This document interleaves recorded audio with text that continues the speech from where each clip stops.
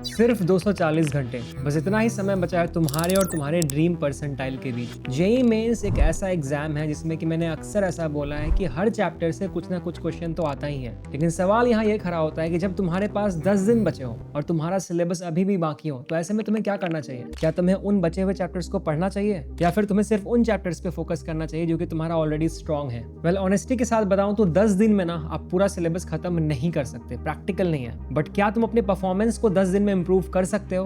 The answer is yes.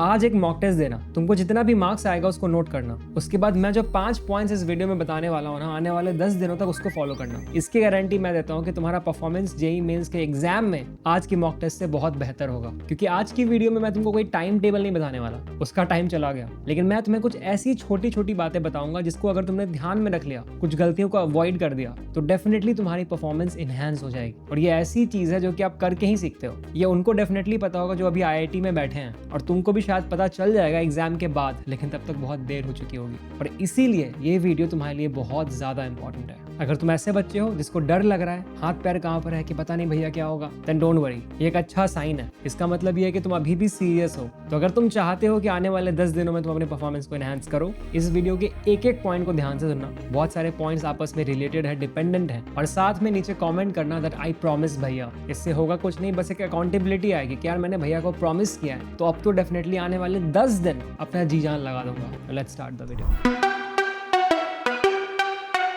Mistake number 5 जो कि maximum बच्चे कर रहे होते हैं। पूरे जेईई प्रिपरेशन के टाइम ना मैंने भी ऐसे पढ़ाई की थी कि रात को 2 बजे तक 3 बजे तक पढ़ता था और सुबह 9 से 10 बजे उठता था। तुमने भी 2 साल 3 साल यही किया होगा और कोई प्रॉब्लम नहीं है, मैं इसको गलत नहीं मानता। मैं उन लोगों में से नहीं हूँ जो कि तुमको बोलेगा सुबह 5 बजे उठ के पढ़ने लगो। मेरा मानना है कि जब भी आप अच्छे से पढ़ते हो आपके लिए वही सही है। लेकिन ये जो फॉर्मूला है ना पढ़ने का, वो लास्ट के 10 दिन में अप्लाई नहीं होता। हमारी बॉडी को ना एक रूटीन पसंद है। अगर तुम्हारे बॉडी को ये आदत हो गई है कि तुम सुबह 10 बजे उठने वाले हो, 11 बजे उठने वाले हो, तो तुम्हारे लिए ये रेड फ्लैग हो सकता है। द रीजन इज कि तुम्हारे जेईई मेंस के जो स्लॉट्स होते हैं वो 2 स्लॉट्स होते हैं, सुबह 9 से 12 या फिर शाम को 3 से 6। ऐसे में तुम्हारे लिए बहुत इंपॉर्टेंट है कि तुम ये 2 स्लॉट्स में अपने बॉडी को बहुत ही एक्टिव रहने की आदत डाल दो। क्योंकि अभी एडमिट कार्ड नहीं आए हैं तो तुमको पता नहीं है कि तुम्हारा स्लॉट कौन सा होने वाला है। तो इसीलिए आने वाले 10 दिनों तक तुमको सबसे पहले ये करना है कि अपना बायोलॉजिकल क्लॉक फिक्स करना है। तुमको आदत डालनी होगी सुबह जल्दी उठने की, 6:30 बजे, 7 बजे। और तुमको ये मेक श्योर करना पड़ेगा कि हर दिन तुम 2 स्लॉट में एकदम बहुत ही रिगरस स्टडी करो। वो 2 स्लॉट्स होंगे 9 to 12 एंड 3 to 6 के।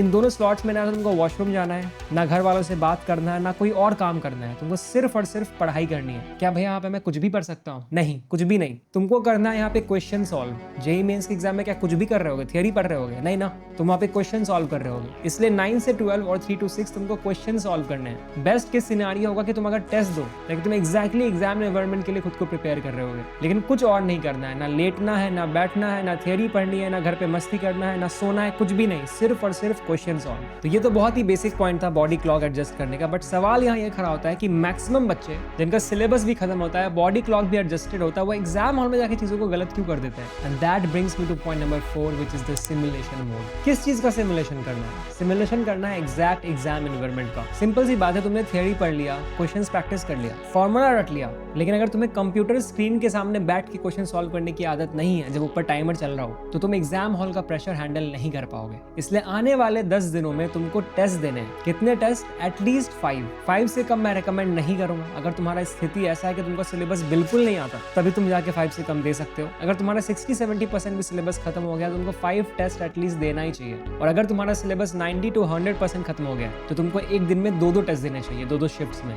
9 to 12 एंड 3 to 6। और एक चीज यहाँ याद रखना कि टेस्ट किसी रैंडम पीडीएफ से नहीं देना है, तुमको ऑथेंटिक एनटीए इंटरफेस पे देना है। एंड आई नो कि बहुत सारे बच्चे इस चीज को अफोर्ड नहीं कर सकते, बहुत महंगा होता है एंड ऑल दैट। ताकि पैसे की वजह से तुम्हारी प्रैक्टिस ना रुके, जो हमारा प्लेटफॉर्म है पाठशाला बाय नोवा, उसके टेस्ट सीरीज पे हम 15% डिस्काउंट दे रहे हैं अभी। ये डिस्काउंट जनवरी अटेम्प्ट तक ही रहने वाला है। And the best part is कि अगर तुम जनवरी अटेम्प्ट में 99 परसेंटाइल ले आते हो, तो तुम जितने भी रुपए पे करोगे इस टेस्ट सीरीज को खरीदने के लिए, हम उसको रिफंड कर देंगे। एंड आई डोंट थिंक कि मुझे ये बताने की जरूरत है, मैंने इसको बार बार बोल रखा है कि हमारा जो टेस्ट सीरीज है, हमारा हमारा जो प्लेटफॉर्म है वो बिल्कुल जेई 2026 के पैटर्न पे है। मोस्ट रिलेवेंट क्वेश्चंस है जेई लेवल के, और साथ में तुमको हम ऐसे ऐसे फीचर्स देते हैं जो कि इतने कम प्राइस में कोई और प्लेटफॉर्म देगा ही नहीं। तो अगर तुम हमारा टेस्ट सीरीज लेने का सोच रहे थे तो इस बार मैं तुमको रेकमेंड नहीं कर रहा हूँ अपने टेस्ट सीरीज, बट डेफिनेटली बोल रहा हूँ लेने के लिए। द रीजन इज कि तुम्हारे पास टाइम नहीं है वेस्ट करने के लिए। Check out the link in the description and buy the test series right now because this time is very crucial. लेकिन सवाल यहाँ पे ये खड़ा होता है कि अगर तुमने बायोलॉजिकल क्लॉक भी फिक्स कर लिया और टेस्ट भी देना शुरू कर दिया तो क्या ये काफी है जेईई मेंस में 99 परसेंटाइल लाने के लिए? The answer is no. And that brings me to point number 3 which is stop reading and start fixing. अगले 10 दिनों में ना तुम्हारी ये कोशिश होनी चाहिए कि तुम ज्यादा से ज्यादा गलतियां करो और उन गलतियों को सुधार लो। तुम में से मैक्सिमम बच्चे पता है क्या करने वाले हैं? हमारा टेस्ट सीरीज तो ज्वाइन कर लेंगे, टेस्ट दे भी देंगे, मार्क्स कम आएगा देख के रो भी लेंगे, लेकिन फिर जाके नोट्स पढ़ेंगे और सो जाएंगे रोते रोते। ये नहीं करना है। तुम्हें ना इस फेज में टेस्ट को अच्छे से एनालाइज करना है, और वैसा इंसान तुमको नहीं बनना है जो इंसान सिर्फ नोट्स को पढ़ता है। नोट्स को पढ़ के ना एक फॉल्स कॉन्फिडेंस आता है, पन्ना पलटा रहे होते हैं, हाँ ये भी आता है, अच्छा हाँ यहाँ पे ऐसे ऐसे होता है, ये भी आ गया, चलो नेक्स्ट। एक्चुअल में आता क्या है? कुछ भी नहीं। एक क्वेश्चन दूंगा बनेगा नहीं। और यही वो बच्चे होते हैं जो कि एग्जाम हॉल में फॉर्मुलाज भूल जाते हैं। आज से ना तुमको रिवर्स रिवीजन शुरू करना होगा। एक ऐसा रिवीजन का तरीका है जो कि लास्ट के दिनों में ना बहुत ही फायदेमंद होता है। करेंगे क्या कि अगर आपको कोई भी चैप्टर कोई भी कॉन्सेप्ट रिवाइज करना है, आप उसको पूरा बैठ के रिवीजन नहीं करेंगे, ऊपर ऊपर थोड़ा सा देखेंगे और टेस्ट देना शुरू कर देंगे। तुम उस पर्टिकुलर चैप्टर का भी टेस्ट दे सकते हो।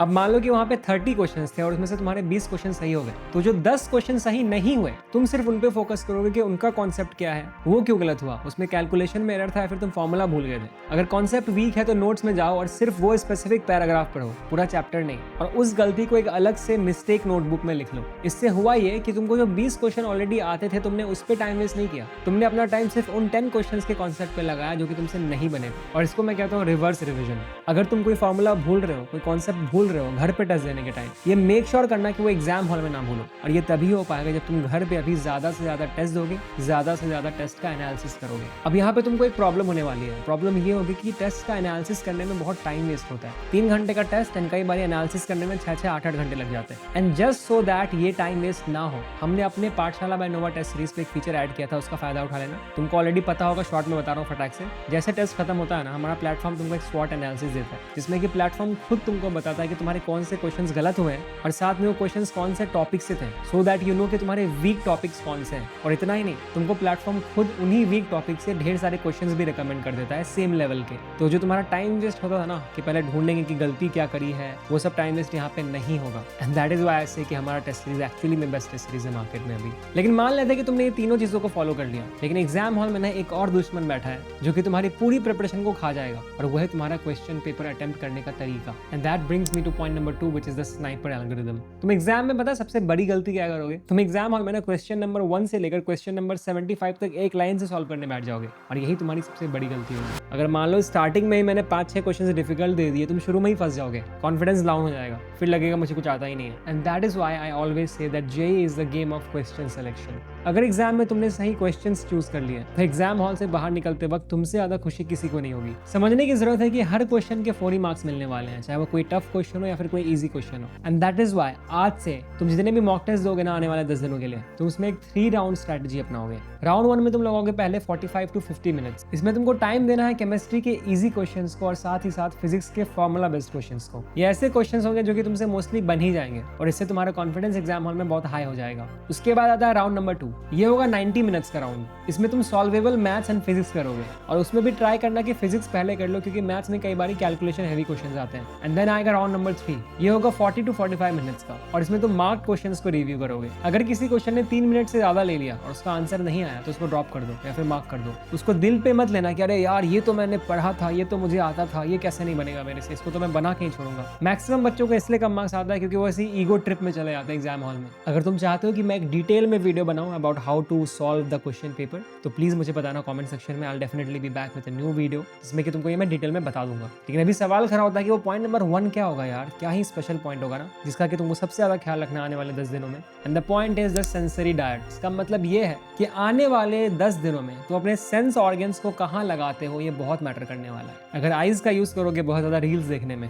तो डिस्ट्रैक्ट होगे, परसेंटाइल डाउन होगा। कान का यूज करोगे फालतू चीजों को सुनने में, दोस्त का कॉल उठा रहे हैं कि भाई मैंने ये नहीं पढ़ा, मुझे ये नहीं आता, तूने पढ़ा क्या? भाई मेरा तो जेईई मेंस निकलने नहीं वाला। भाई तू तो टॉपर है यार, तू तो निकाल ही लेगा। इनमें से कोई भी स्टेटमेंट तुम्हारा कोई भला नहीं करने वाला है, वेस्ट ऑफ टाइम है तुम्हारे लिए। सेल्फ एनालिसिस करो एंड उस पर फोकस करो। टंग को बहुत प्रायोरिटी दे रहे हैं, टेस्टी खाना खा रहे हैं लास्ट के 10 दिनों में, नींद आएगी मेरे भाई, लेथार्जिक फील करोगे। अच्छा खाना खाओ। तो कुछ भी मजा नहीं करना है तुमको लास्ट के 10 दिनों में, तुमको सिर्फ और सिर्फ फोकस करना है अपने पढ़ाई पे। घर वाले बोल रहे हैं कि बेटा टॉप करोगे ना, उनको बोलो हाँ टॉप करूंगा। तुम्हारा सिर्फ एक टारगेट होना चाहिए, वो है जेईई मेंस का जनवरी अटेम्प्ट, बस। कोई दोस्ती यारी भाई बहन कुछ भी नहीं, क्योंकि जो तुम्हारा दिमाग है ना वो एक बैटरी की तरह होता है, लिमिटेड एनर्जी है उसके पास एक दिन में, फालतू चीजों में उसको वेस्ट नहीं कर सकते। तो अगले 10 दिनों के लिए ना मंक मोड में चले जाओ, इंस्टाग्राम उठा के फेंक दो, व्हाट्सएप ग्रुप्स को म्यूट कर दो, और दोस्तों से तो पढ़ाई की बातें करना बंद कर दो, कोई फायदा नहीं है उससे। सिर्फ और सिर्फ अपने आप पे फोकस करो। एंड ट्रस्ट मी, ये जो फेज है ना अभी लास्ट के 10 दिन का, इतना स्पेशल फेज है ना, तुम अपने आप को डिस्कवर करोगे, तुमको खुद रियलाइज होगा कि तुम्हारे में कितना ज्यादा पोटेंशियल है। एक बार अपने आप पे भरोसा करके देखो, जी जान लगा दो अपना, दैट इज ऑल। तुम गिरोगे, मार्क्स कम लाओगे, रोगे, लेकिन गिव अप नहीं करोगे। जाओ अभी जाकर टेस्ट सीरीज ज्वाइन करो पाठशाला बाय नोवा, और रोज टेस्ट दो। मेक श्योर करो कि गलतियां हो, और ये मेक श्योर करो कि वो गलतियां तुम एग्जाम हॉल में रिपीट ना करो। इसलिए टेस्ट सीरीज बनाया, लिंक डिस्क्रिप्शन में, check it out right now. Thank you so much for watching, this is Clips Nova signing of.